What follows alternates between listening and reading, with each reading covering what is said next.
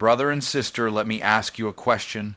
Have you ever felt like life put you in neutral while your foot is on the gas? Like you're pressing, you're trying, you're doing everything they told you to do, and still nothing is moving. You're not broken, you're not lazy, you're stuck. But here's the good news: stuck is a place, not a person. And if you got into it, that means you can get out of it. Now I'm going to say something that might mess with your head a little bit. Being stuck is not a result of where you are. It's a result of how you think. Stuck is a place, not a person. This is one of the most powerful truths you can embrace when you feel like life isn't moving. It's easy to internalize the feeling of being stuck and let it become your identity. You start saying things like, "I'm just not motivated," or "I guess I'm not cut out for this," or even worse, "maybe I missed my shot." But the truth is, being stuck isn't who you are, it's just where you are. Too many people confuse their current condition with their permanent identity. Just because you're in a season of confusion, delay, or frustration doesn't mean that's who you are. But if you allow that environment to define you, it will trap you. And when your mind accepts the lie that this is just how life is, your behavior follows that belief. You stop trying, you stop risking, you stop hoping. Why? Because you've let a temporary situation become a permanent label. That's why understanding the difference between your position and your person is critical. Being stuck is something you go through, not something you become. You might be in a financial rut, a toxic relationship, a career standstill, or an emotional slump. But none of that has the authority to rename you. You were created with purpose, you were designed to grow, and growth doesn't mean you won't have resistance. Growth requires it. Think about a car that's stuck in the mud. The car isn't broken, the engine works, the wheels turn, but the environment it's in is restricting movement. Does that mean the car has lost value? No, it just means it needs traction, alignment, or even a push to get going again. Same with you. You may not need to reinvent yourself. You might just need a shift in perspective, a better environment, or the right voice speaking into your life. Most people don't stay stuck because they lack potential. They stay stuck because they've stopped believing movement is possible. They've accepted the lie that where they are now is the best it's going to get, but your location is not your limitation unless you let it be. The mind will replay your failures on a loop unless you consciously interrupt that pattern, and sometimes you're not even stuck. You're just still. There's a difference. Being still can be a divine setup for clarity, for preparation, for alignment. But even in the stillness, you must refuse to surrender to the identity of being stuck. You can be stuck in your mind even when everything around you looks fine. You're showing up, but your heart isn't in it. You're performing, but you're not progressing. That's not a sign of laziness. It's a sign of internal conflict. And conflict doesn't mean you're disqualified. It means you're on the edge of transformation. Most breakthroughs are born in moments of frustration. The pressure you feel might be the very thing that pushes you to real change. So the moment you declare that stuck is not who you are, you open up the possibility of change. It doesn't mean you'll move instantly, but it does mean you've made the first and most important shift: ownership. You can't escape a place you believe is part of your identity. But the minute you say, "This is not who I am, it's just where I am," you reclaim your power. You stop waiting for someone to rescue you, and you begin to search for the next step, the next opportunity, the next door. Change the questions you're asking. Most people stay stuck not because they lack effort, but because they keep asking questions that reinforce their limitations instead of their possibilities. The mind is designed to answer questions. When you ask it something, it doesn't argue. It goes to work, trying to find an answer. So if you ask disempowering questions, you'll get disempowering answers. If you constantly ask, why can't I do this? Or why does this keep happening to me? Your brain will dig through your past, your failures, your fears, and give you reasons why you're not enough, why it's too late, or why it never works out. That's not because you're broken. It's because you're operating a powerful tool, the mind, without giving it powerful input. The quality of your life is directly connected to the quality of the questions you're asking yourself every day. Questions determine focus, and focus determines direction. If your focus is on what's missing, what's wrong, or what's unfair, you will find more of that. If your focus is on what's possible, what's available, and what you can create, your mind will begin to find solutions, resources, and momentum you didn't even know were there. It's not about ignoring reality. It's about choosing to ask questions that produce movement instead of stagnation. Instead of asking, why is nothing working, ask, what's one small thing I can do today to create movement, instead of, what's wrong with me? Try, what skills can I develop to grow through this season? These types of questions do not deny the struggle, but they put you in a posture of power rather than paralysis. The questions you ask can either trap you in the past or pull you into your potential. For example, if someone has experienced repeated failure in business, it's easy to fall into the pattern of asking, why do I keep failing? That question leads to self-doubt, shame, and often quitting, but a better question is, what did I learn from that last attempt, and how can I apply it differently this time?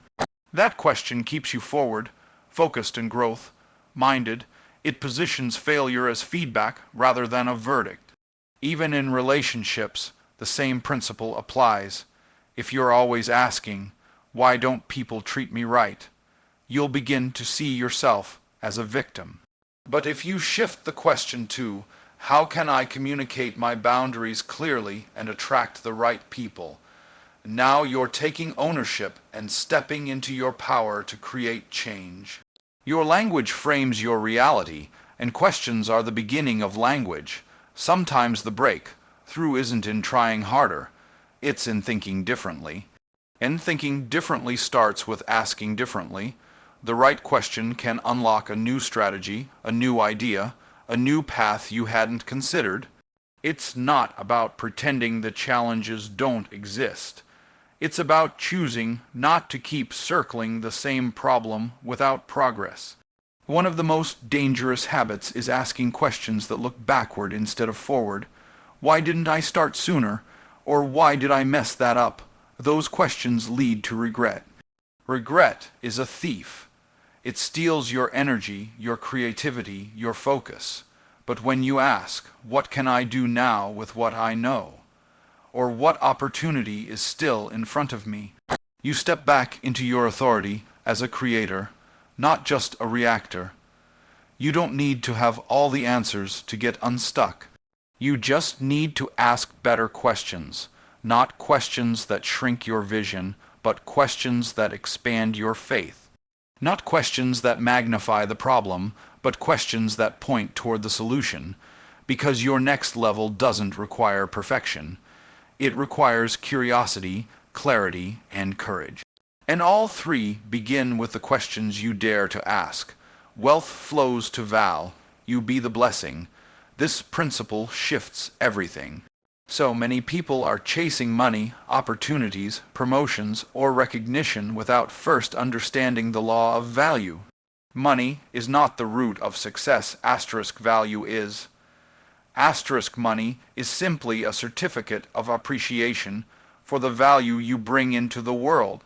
When you stop chasing the fruit and start focusing on the root, everything changes. The root is your ability to solve problems, meet needs, and improve people's lives. The more valuable you become, the more doors open to you. Wealth doesn't chase people, it chases value. Being the blessing means choosing to be a solution in a world full of problems. Every industry, every community, every business Every relationship is looking for someone who can relieve pressure, bring clarity, or create results. When you become that person, when you become the blessing, you're no longer waiting on opportunity, you're attracting it. You're no longer wishing for a breakthrough. You're walking in alignment with the principles that create breakthroughs. The people who rise are not always the ones with the most talent. They are often the ones who consistently create value in ways others overlook. There is a major difference between being a consumer and being a producer. Consumers wait to receive. Producers find ways to give.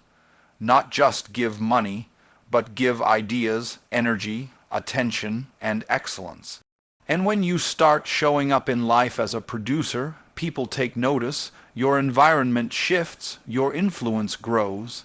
And with that influence comes impact, and with impact comes income. That's how value works. It multiplies through movement. Being the blessing requires a mindset shift. Instead of asking, "What can I get from this?" ask, "What can I bring to this?" In your job, instead of just clocking in and doing the minimum, look for ways to exceed expectations, streamline a process, or help a team member grow. In your business, instead of copying what everyone else is doing, innovate and bring something fresh to the market. In your relationships, instead of focusing on what people aren't doing for you, become intentional about how you can uplift, support, and serve others with authenticity. This isn't about being a doormat. Being the blessing doesn't mean being taken advantage of. It means you're operating from overflow, not from emptiness. You bring value not because you're desperate, but because you're equipped. You know who you are. You know what you carry. And you understand that every room you enter is better because you showed up in it. That's confidence. That's purpose in action. The world rewards people who solve problems. If you're stuck financially, relationally, or emotionally, one of the fastest ways to create movement is to find someone else's need and meet it.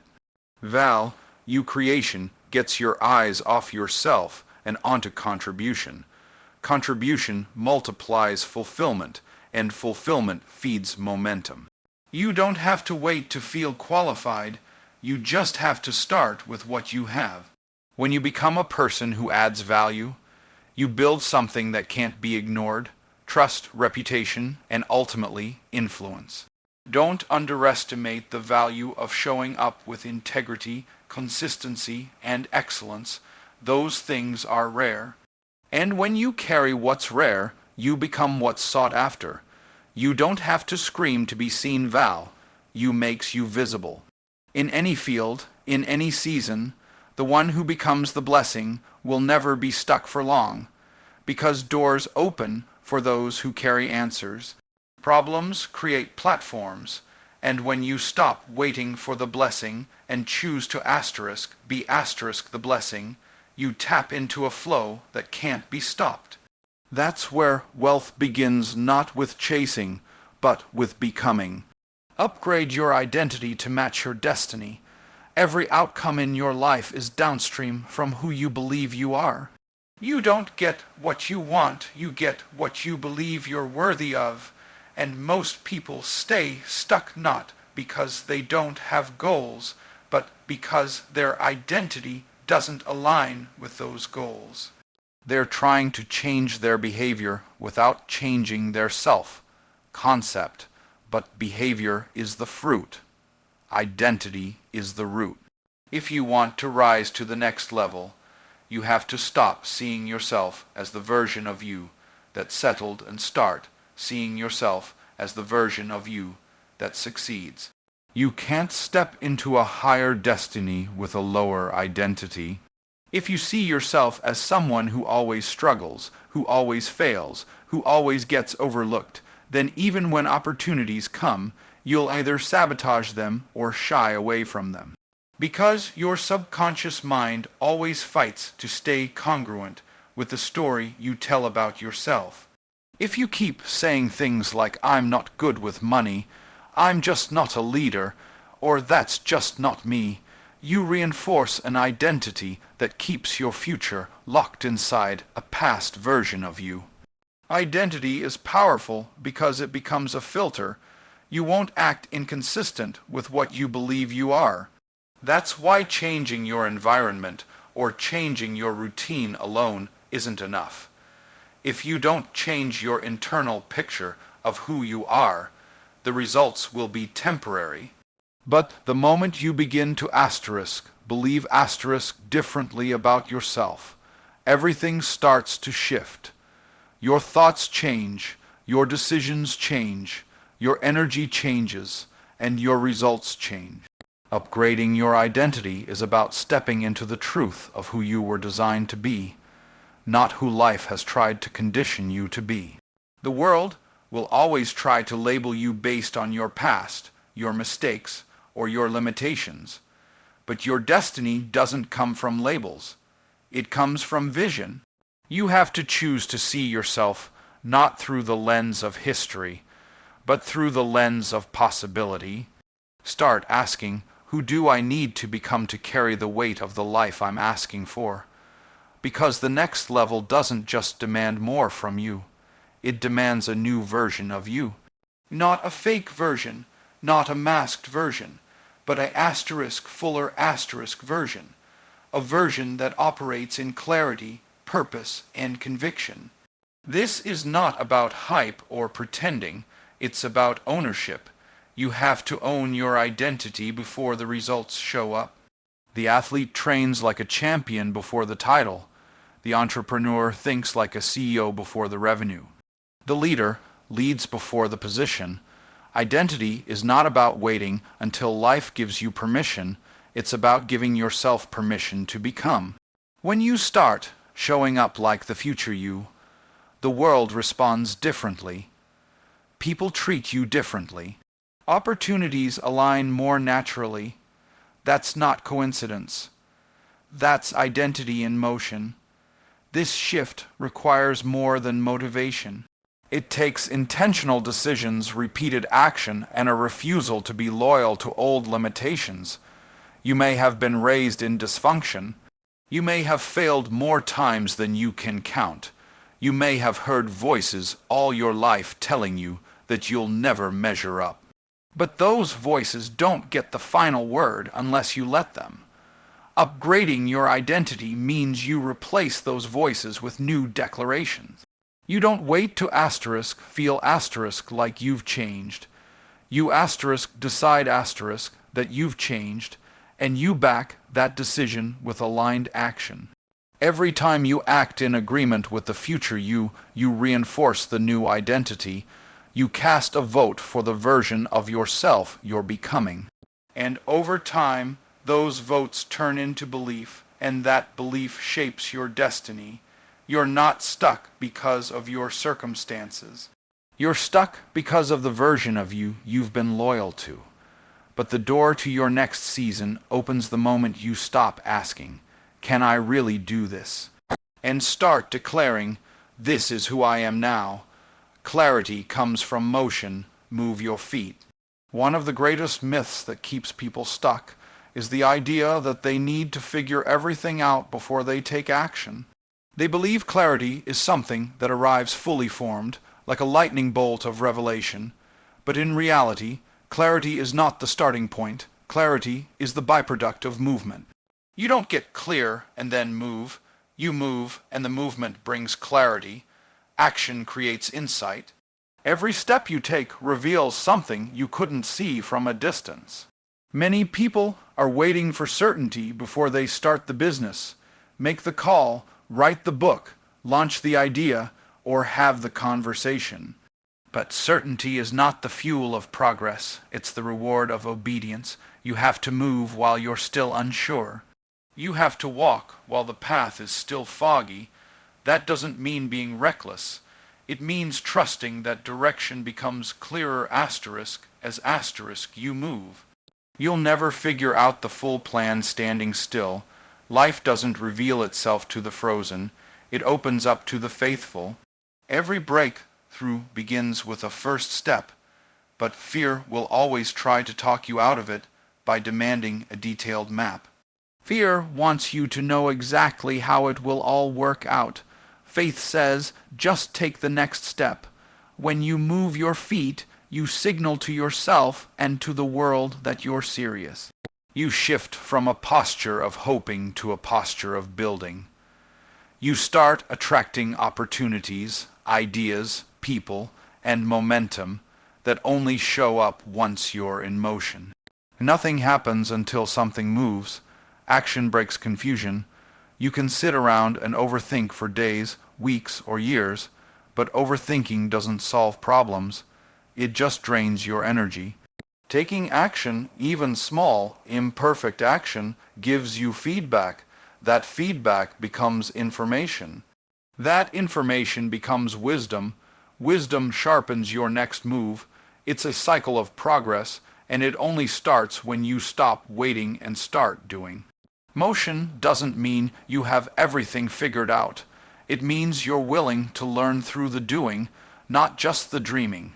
Some people are stuck because they're addicted to planning and preparing, but allergic to execution. Preparation is important, but there comes a point where more preparation is just a disguise for procrastination. You'll never know everything you think you need to know. You'll never feel 100% ready, but ready is not a feeling. It's a decision. At some point, you have to move your feet and let experience be your teacher. You will make mistakes. You will learn things the hard way, but every lesson moves you forward, and forward is where clarity lies. Momentum is built by movement, not motivation. Waiting to feel inspired before you act is a trap. Some days you won't feel like it. Some days you'll question everything, but motion itself creates motivation.